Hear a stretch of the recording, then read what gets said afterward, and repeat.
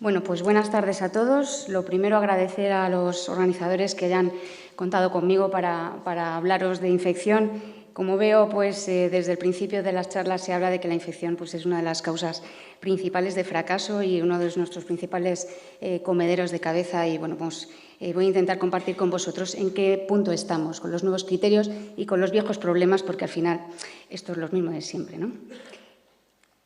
Los objetivos es, primero, entender las infecciones protésicas desde el punto de vista microbiológico infeccioso. Yo sé que sois traumatólogos, pero es muy importante porque cambia completamente la visión del manejo de una infección.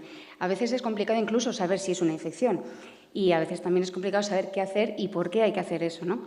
Y por último hablaremos quizás algunas áreas de mejora que todos podemos tener en nuestros centros. Para eso vamos a ir pasando por unos puntos a tratar, como veis ahí, por qué es tan difícil, si es una infección, con los criterios nuevos diagnósticos, qué tipo de cirugía requiere, antibióticos, una breve pincelada, no os preocupéis, y qué errores cometemos pues, todos los días, porque los pacientes son complejos, todos lo sabéis. Pues hay un interés creciente porque también hay un número creciente de prótesis cada vez más complejas, cada vez en más localizaciones y cada vez más infecciones, como veis ahí, publicaciones en ascenso meteórico. ¿Y por qué es tan difícil? Porque uno dice, pues es una infección, ¿no? Pues una neumonía, pues es un infiltrado en una placa, el VIH es un test serológico y una infección de una prótesis, pues ¿por qué es tan complicado, no? Bueno, pues todos sabemos que en presentaciones hay múltiples y no siempre es fácil saber si esto pues, es una dehiscencia, es una exposición por un defecto de las partes blandas o es un hematoma. En fin, son piedras que nos encontramos en el camino con todos los pacientes que todos vemos diariamente. Podemos simplificar el asunto, como todos sabéis, con esta clasificación. Tenemos la aguda, la crónica, la hematógena, pero esto va mucho más allá. Y yo lo que pretendo con esta charla es que entendamos esta clasificación y ir un poquito más allá. ¿Y por qué es tan difícil?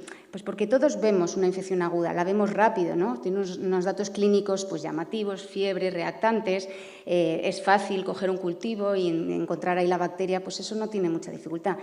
Tiene más dificultad la crónica, ¿no? Pues a menudo tiene escasos síntomas. Muchas veces es causa de un fracaso como se ha hablado aquí y el único síntoma es la osteolisis, el fracaso de la prótesis.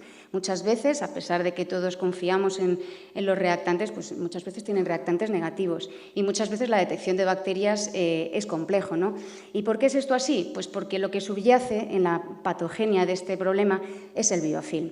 El biofilm en el que el tiempo es importante. La diapositiva previa era una situación, digamos, estática, con un biofilm que provoca todas estas manifestaciones, pero el biofilm no es estático, sino que es dinámico. Y quiero reseñar muchas veces esto porque el tiempo, a la hora de manejar este tipo de infecciones, es muy importante. Y el biofilm va a ir asentando en el material, creando una carrera por la superficie, creando cada vez un asentamiento más denso y más difícil de erradicar y, por lo tanto, dependerá de en qué momento nos encontremos, el manejo cambia. Haciendo un poco hincapié en esto del tiempo, podemos intentar meter estas clasificaciones de Sukayama en aguda. Dentro de la aguda todos conocéis que está la protésica precoz y la hematógena. Estas dos infecciones son agudas, ¿por qué? Pues porque están provocadas por gérmenes agresivos, como veis ahí. En el caso de la protésica precoz, por los gérmenes de la piel. Es una herida quirúrgica reciente, es una herida quirúrgica pues, que todavía no ha cicatrizado y los gérmenes en la piel, los propios del paciente o los que puede transmitirse en el ámbito nosocomial, pues pueden producir una infección de este tipo. Pero también está la hematógena. Es una infección agresiva porque viene por vía hematógena, es una carga bacteriana elevada y los gérmenes son también agresivos. ¿Y qué pasa con la crónica? Pues la crónica no es agresiva, todos los vemos, las tenemos delante de nosotros en las consultas, llevan años con síntomas y no es así. Son gérmenes poco virulentos, normalmente han colonizado la prótesis a través de la piel, normalmente en el periodo perioperatorio y han dado muy poquita expresividad. Como veis ahí, en la infección aguda, la bacteria está en estado planctónico.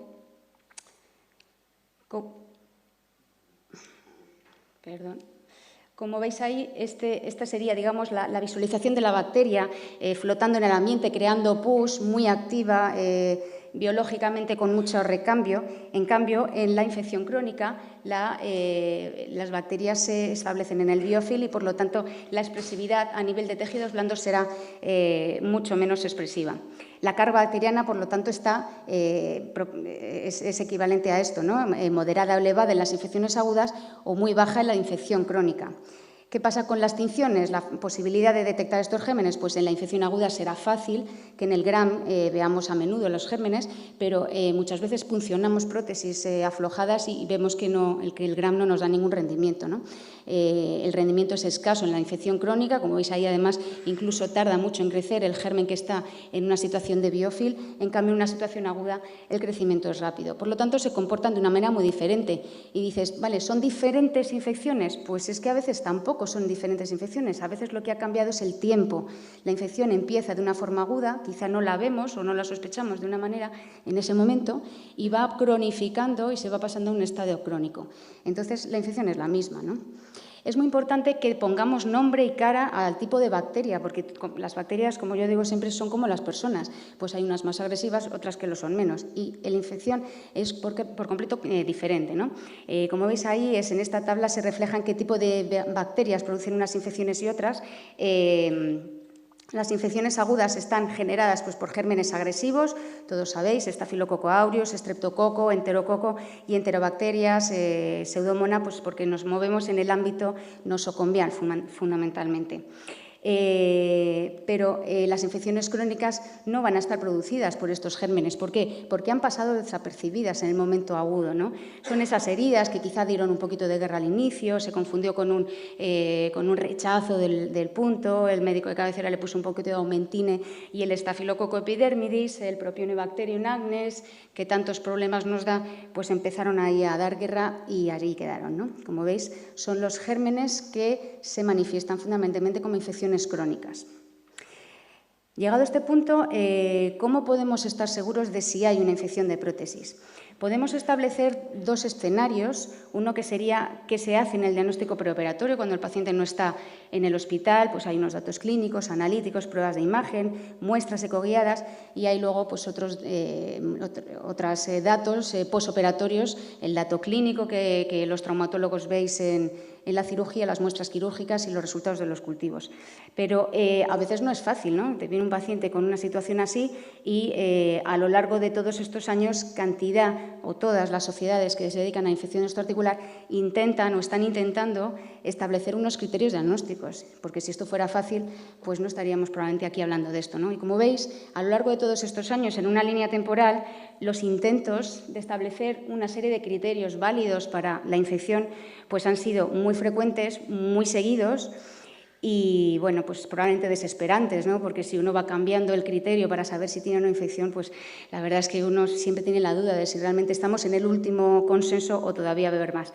Como veis ahí, nombres que conocéis todos, el doctor Parvici, Gerke, traumatólogos de renombre en la infección extraarticular, han liderado nuevas definiciones, consensos internacionales y, como veis, el último consenso internacional para definir las infecciones pues es del 2021 y es el que ahora mismo está vigente.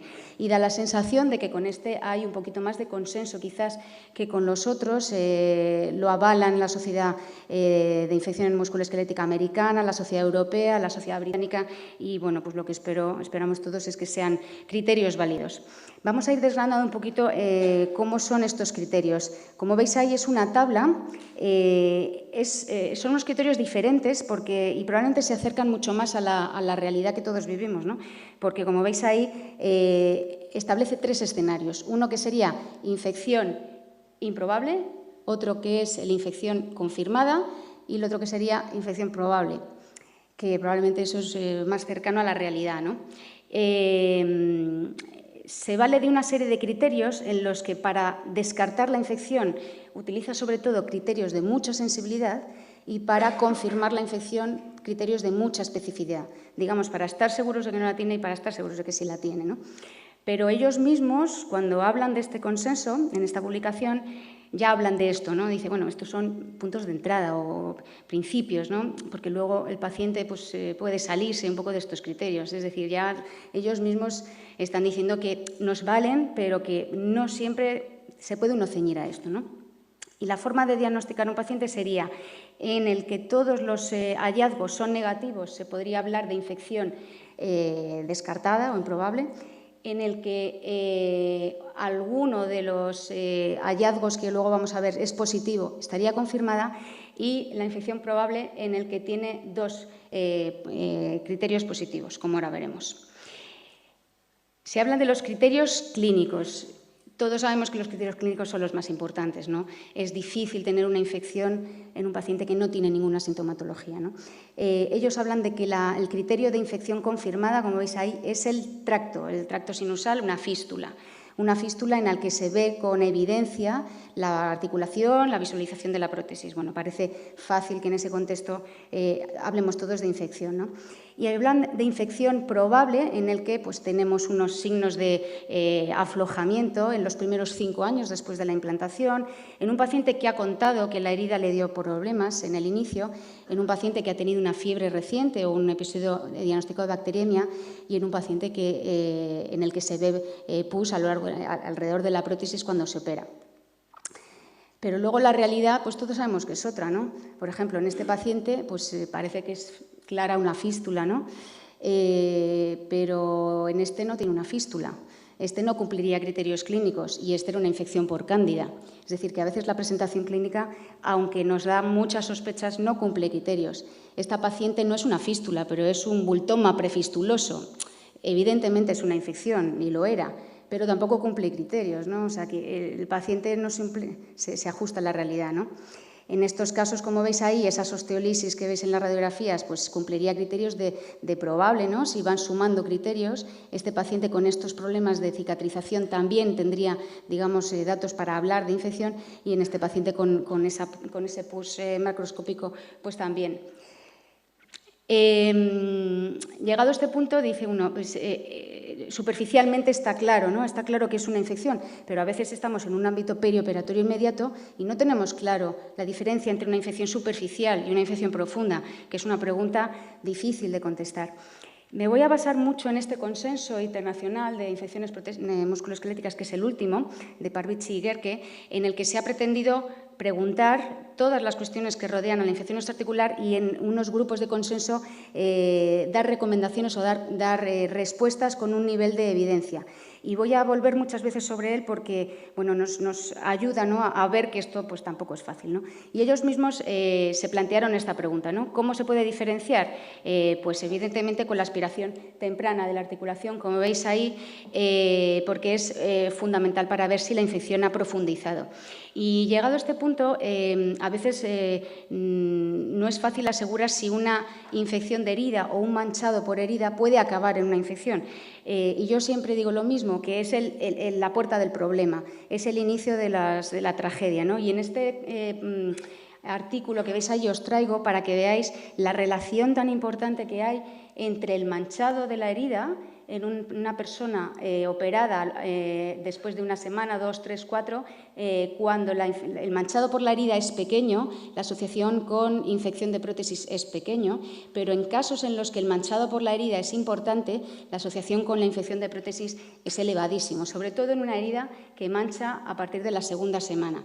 Es decir, en todo paciente cuya herida no ha cerrado en la primera semana se nos tienen que encender todas las alarmas porque la posibilidad de que esto acabe en un drama, en una infección protésica y toda esa cirugía estupenda que está hecha se estropee, pues es alta. En este sentido, también ellos mismos intentan responder a esta pregunta. ¿Qué hacer con los pacientes con un drenaje persistente después de una prótesis? ¿Cuándo hay que operar? ¿Cuándo hay que desbridar esa herida para que no acabe en una infección? Bueno, pues primero hay una serie de medidas, como veis ahí, no quirúrgicas que se pueden implementar, como son la suplementación nutricional, cambiar el apósito, restricción del rango del movimiento, bajar la anticoagulación, pero si el drenaje continúa, pues en estos consensos se plantea, sin llegar a hablar de infección de prótesis, estamos hablando de herida que mancha, pues ya hablar de una irrigación y un desbridamiento de esa herida para no acabar en una infección protésica. Vamos ahora con los criterios del líquido articular. Hemos dicho que hay que hacer una punción articular para ver si estamos en una infección. Bueno, pues con esto ha habido pues, mucha discusión a lo largo de estos años, pero como veis ahí, y afortunadamente se ha concretado que el límite, digamos, de celularidad de un líquido articular para hablar de infección de prótesis ya no se habla de aguda ni de crónica, antes sí que se diferenciaba, ahora ya no. más de 3.000 células, más de 80% de neutrófilos, sería compatible y, como veis ahí, de infección confirmada. Es decir, un paciente que viene con una rodilla tumefacta en el que se pincha y tiene 3.001 célula con 81% de neutrófilos, según estos criterios, tiene una infección. ¿Qué hablan estos criterios de la microbiología? Bueno, pues como veis ahí, una de las cosas a tener en cuenta es que las muestras que consideran ellos válidas para mandar a micro y que sean consideradas criterios de infección, como veis ahí, es líquido aspirado, líquido sinovial, muestras de líquido y tejido intraoperatorio o la sonicación de la prótesis. No hay hisopos. ¿Con esto qué quiero decir? Que a veces uno pues, corre a coger una muestra con un hisopo porque el paciente le tenemos allí en la consulta y tenemos ya un aureus y ya tiene una infección. Bien, para confirmar la infección, la muestra tiene que ser una muestra representativa y no hisopos, ¿de acuerdo? Criterios de infección serían, como veis ahí, en las muestras intraoperatorias, más de 2 muestras positivas para el mismo germen, aunque el hecho de tener un solo cultivo positivo queda ahí en el rango de la infección probable y no podemos descartar la infección. Nosotros tenemos ya estandarizado desde hace muchos años unos protocolos de toma de muestras en distintas localizaciones, en las interfaces. Tenemos estos kits preparados en el quirófano, los traumatólogos lo tienen siempre bien preparado. Los botes que tenéis que hay pues, para ponerlo con suero, para sonicar la prótesis, y esto pues, si se estandariza pues, y se tiene ya preparado, pues siempre es mucho mejor. En este sentido, también el consenso se plantea. ¿Cuál es la metodología óptima para obtener cultivos intraoperatorios? Pues como veis ahí, instrumentos estériles separados, llevarlos al quirófano tan pronto como sea posible, que a veces se quedan las muestras en el quirófano, y entre 3 y 5 cultivos. Si os fijáis, es curioso que no todo el mundo está de acuerdo en esto. La verdad que en este campo pues, también es curioso, ¿no? Pero entre 3 y 5 muestras sería lo recomendable. Las muestras de interfaz en el implante de prótesis hueso y evitar, como veis ahí, los hisopos. Respecto a la histología no ha cambiado nada. La infección se confirma cuando hay más de 5 neutrófilos en más de 5 campos de gran aumento. Y en cuanto a la medicina nuclear, que ya se ha sacado aquí el asunto, pues es curioso porque es una prueba a la que siempre hemos recurrido, pero si os fijáis, no hay en este consenso ninguna evidencia de que una gammagrafía con leucocitos confirme la infección. En cambio, lo que sí que tiene la gammagrafía ósea es una sensibilidad muy alta para descartar la infección. Esto pues, también es un poco chocante porque la verdad es que todos recurrimos a las gammagrafías. ¿Nos puede dar información? Pues lo cierto es que sí. Y de hecho, cuando uno también lee no solo los protocolos de infección osteoarticular, sino protocolos de los radiólogos, si os fijáis ahí, esto es del 2019, pues hablan de la validez de la gammagrafía. Primero comentar que hablan de que una resonancia puede aportar información, cosa que no solemos hacer pues por el material que da una imagen pues muy distorsionada, pero ellos mismos sugieren que una resonancia puede dar información a nivel del estado del hueso y a nivel de las partes blandas. Y dentro de las de medicina nuclear, ellos establecen, y esto es un protocolo, un documento de consenso de infección de prótesis articular con todas esas sociedades que veis ahí. Dentro de los 2 primeros años, una gammagrafía con leucocitos negativa descarta infección. Eso ya lo hemos hablado. Pero una gammagrafía con leucocitos positiva, ellos dicen que es criterio de infección. Entonces tenemos aquí un poquito de discrepancia entre distintas sociedades, ¿no? Porque como estamos viendo en el consenso del que los estoy hablando, una gamma leucocitaria positiva pues solo sería probable. Entonces, llegado a este punto que ya hemos pasado por todos los aspectos clínicos de laboratorio y radiológicos, si uno analiza las cosas, podemos tener pacientes que tengan un diagnóstico de infección de prótesis, aunque los cultivos sean negativos. Si cumple un criterio clínico de estos, un criterio bioquímico de estos, por ejemplo, ya tendría criterios, según estos protocolos, de infección. ¿Qué es lo que sucede? Ellos mismos se dan cuenta de que esto es complejo y han decidido establecer estos criterios que tienen una sensibilidad más aumentada frente a infecciones de bajo inóculo, aún asumiendo que esto puede sobrediagnosticar las infecciones de prótesis. Por lo tanto, es un punto de empiece, como ellos mismos dicen, y yo creo que es unos criterios útiles, pero pueden tener sus pegas también. En relación con esto, las infecciones de cultivo negativo para todos es un problema, empezando para nosotros porque no tenemos la confirmación ni el tratamiento dirigido, ¿no? Y luego para todos, no solo para los infectólogos, también para los traumatólogos y para el paciente, supone pues una frustración de no saber qué pasa, una incertidumbre de cuál es el problema y una duda realmente diagnóstica, ¿no? Entonces, esto es realmente importante, se ve mucho. ¿Cuál es la prevalencia de las infecciones con cultivo negativo? Pues si os fijáis ahí, este mismo consenso establece que casi hasta el 42% de las infecciones pueden tener cultivos negativos, lo cual es un fracaso desde el punto de vista diagnóstico microbiológico, ¿no? ¿Cómo podemos evitar esto? Bueno, pues hay unas cuantas formas de evitarlo. Primero, insistiendo en el muestreo repetido en la cirugía. Segundo, hablando mucho con microbiología para que sepan que es una sospecha de infección y que mantengan 14 días, que normalmente es lo que se hace, las muestras en cultivo. Tercero, sonicando los implantes. Yo creo que en todos los laboratorios hace tiempo ya que se hace, pero en algunos todavía quizá no pueden tener un sonicador grande para las prótesis con vástagos largos.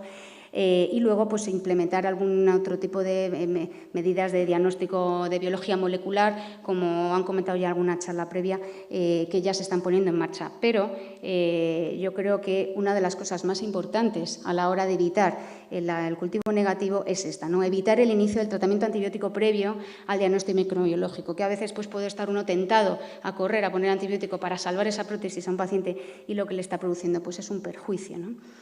Bueno, llegado a este punto, con estos criterios, desde un punto de vista microbiológico o infectológico, podemos aportar a la hora de decidir qué tipo de cirugía requiere, porque esto no es solo erradicar la infección, por supuesto también es aliviar el dolor y restablecer la funcionalidad.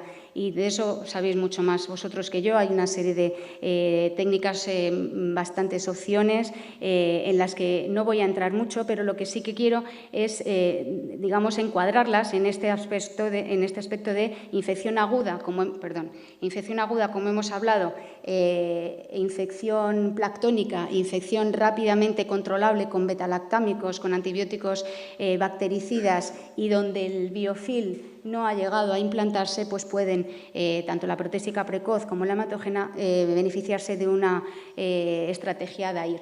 En cambio, cuando la infección ya se ha cronificado, ya se ha implantado en el material, estamos hablando de infección crónica tardía básicamente, pues probablemente el explante en cualquiera de sus tipos sería la opción. Como todos sabemos, hay pacientes que no se pueden operar y en ellos pues, sabemos que medidas de tratamiento supresor antibiótico pueden ser útiles, pero como esto es un foro traumatológico, pues no voy a entrar ahí. Pero a la hora de decidir, pues hay que preguntarse una serie de cosas, ¿no? Primero, si el paciente es operable, porque no todo el mundo lo es, qué pronóstico funcional tiene la articulación, si es probable la reinfección, cómo están esas partes blandas, si ese implante es estable. Es decir, que a veces esto pues, no es A más B, sino que hay que hacerle un traje a medida al paciente. Bien, hemos hablado de que la infección aguda, la infección planctónica se puede limpiar, vamos a decir, pero esto también genera un montón de dudas. Si os fijáis en estos artículos iniciales de Zimmerli, ya del 2004, se hablaba de que una infección de menos de 3 semanas, ponía él ahí, es subsidiaria de DAIR. Y la infección de más de 3 semanas ya hay que retirar el implante. Esto está escrito del 2004 y son las personas, Zimmerli, Trampuz, fueron las personas que más escribieron entonces de todas estas cuestiones. Todos sabemos que 3 semanas parece un poco, ¿no? ¿Realmente esto es así? Bueno, pues a lo largo de todos estos años ha habido muchos intentos de definir dónde está el límite, cuándo pasa una infección de ser aguda a ser crónica, ¿no? Como ves ahí, multitud de artículos en los que, pues bueno, pues unos establecen el límite en un mes, DAIR, más allá de un mes ya no. Pero otros incluso hablan de que se puede alargar hasta 3 meses, ¿no? Y a partir de 3 meses la retirada protésica. La duda siempre tenemos en ese periodo de tiempo, ¿no? Nos da miedo tratar a una prótesis como aguda cuando ya se ha cronificado y nos da respeto quitar una prótesis cuando a lo mejor se podría salvar haciéndolo en DAIR y antibioterapia, ¿no? Bueno, pues esto también intenta ser respondido siempre. ¿Cuál es el intervalo de tiempo recomendado que dividiría la infección articular entre aguda y crónica? Pues la digamos, la conclusión a la que llegan es la que veis ahí, así de frustrante, ¿no? No hay un intervalo de tiempo basado en la evidencia. Y lo que dicen es que, bueno, pues la eficacia de la intervención quirúrgica, la retirada de prótesis, es más probable que falle a medida que la retención de la prótesis es más probable que falle a medida que uno se mueve más allá de la 4ª semana.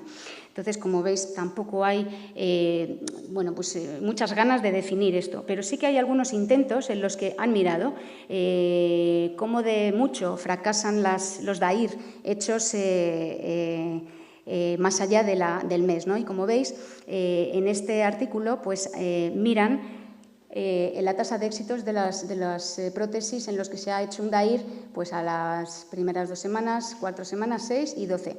Y bueno, es cierto que las que se operan más tarde fracasan más, pero también hay que hacer una lectura. Hay posibilidad de retener el implante en 75% de los casos, que no es poco, que un implante cuesta mucho poner.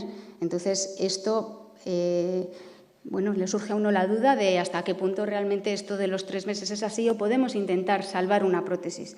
Bueno, pues esto pues no está muy claro. Podemos utilizar algunos test, algunas escalas predictoras de qué paciente nos va a fallar, ¿no? Es evidente y todos tenemos la sensación, ¿no? El paciente más vulnerable y más frágil es el que peor va a ir siempre, en todas las enfermedades, ¿no? El paciente con enfermedad renal, el cirrótico, el que tiene hipoalbuminemia, la prótesis cementada, el que tiene una PCR más alta. Entonces hay una serie de escalas, esta es el CLIC y este es el CRIME 80, que se diseñaron para eso, para decir, pues este paciente tiene una escala de CRIME muy alta, este paciente tiene un alto riesgo de fracaso, en este paciente hay que retirarla.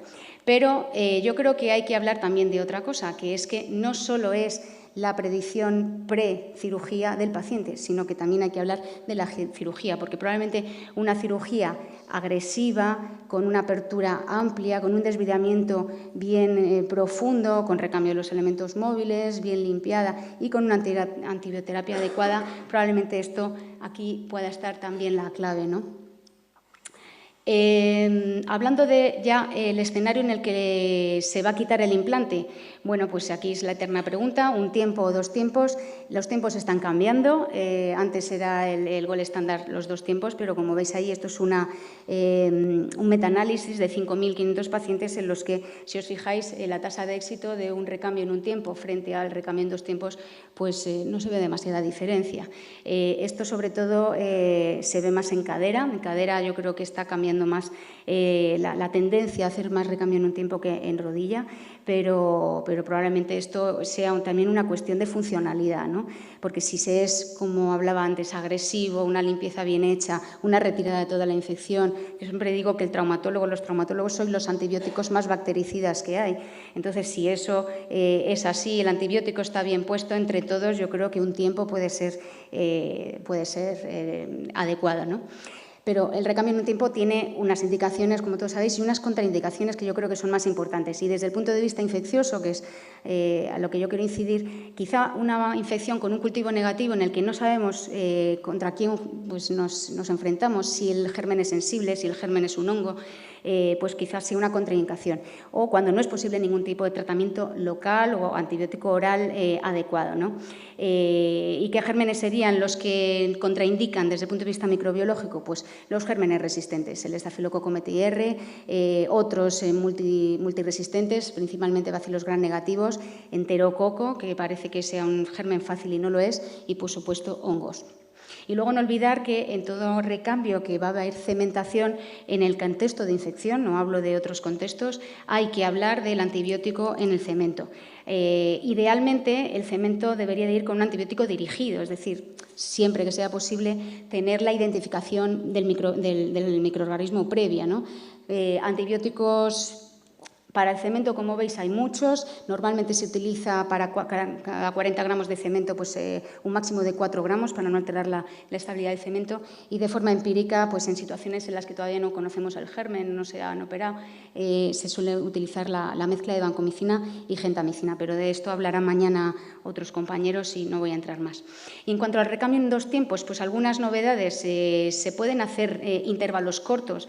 Pues hay algunas evidencias, estos compañeros que son de Berlín, que hacen intervalos cortos con implantes muy precoces en los que luego alargan los tratamientos casi hasta 3 meses, con unas tasas de éxito similares, pero eso sí, siempre con tratamientos antibiofil, como veis ahí, y resultados similares. Por lo tanto, bueno, pues en pacientes con algunas características, que puede ser pues, un paciente que se luxa y no puede esperar tanto tiempo a la segunda cirugía o que tenga alguna otra inestabilidad, se puede plantear.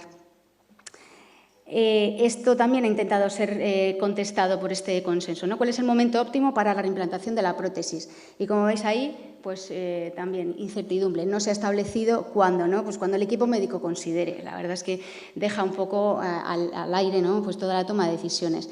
Es evidente que aquí el equipo médico es importante.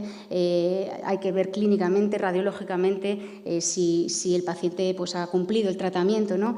Pero, por ejemplo, hay que esperar a la PCR que se normalice. Bueno, eso sí que parece que nos están diciendo que no es necesario esperar, porque la PCR también puede estar reflejando la inflamación crónica, la inflamación derivada del procedimiento reciente, ¿no?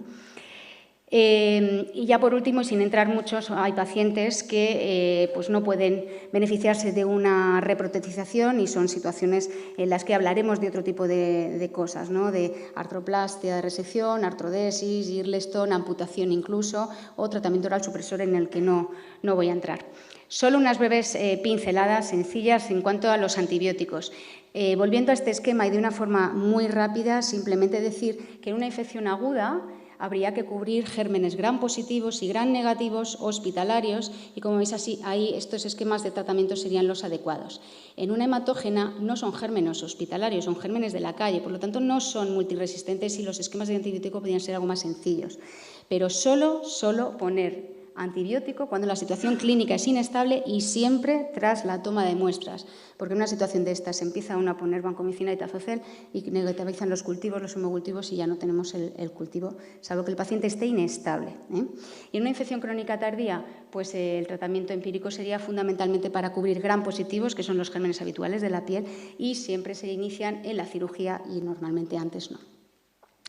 Y simplemente unas pinceladas pues para que sepáis en qué punto estamos los infectólogos con la infección. Si hay una infección por estafilococo, el tratamiento habitual es la secuenciación precoz a quinolona con rifampicina, como veis ahí, y en la primera semana. Si la cirugía es amplia, es extensa, está adecuadamente retirada todo lo que es la infección, el biofil, es posible la secuenciación oral. Si es un gran negativo, la base del pilar de tratamiento son las quinolonas y se puede también secuenciar con cierta rapidez. Si es un gran negativo multiresistente, ahí ya sí que el tratamiento antibiótico en biterapia intravenoso pues ya tiene su espacio.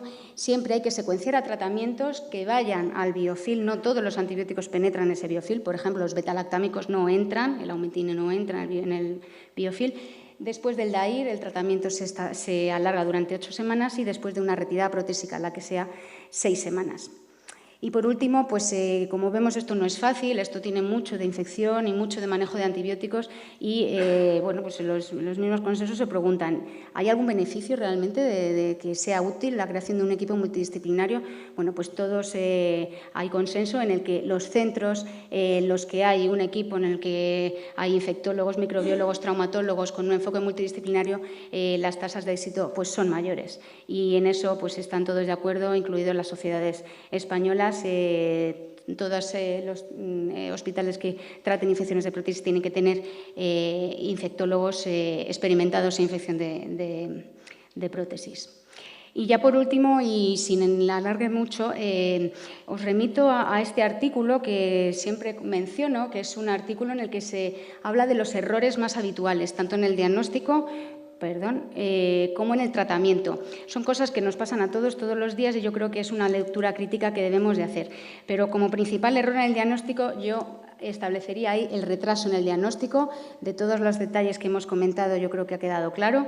Y los principales errores en el tratamiento yo señalaría pues, el inicio de tratamiento previo al diagnóstico microbiológico, más todo lo demás que también hemos comentado.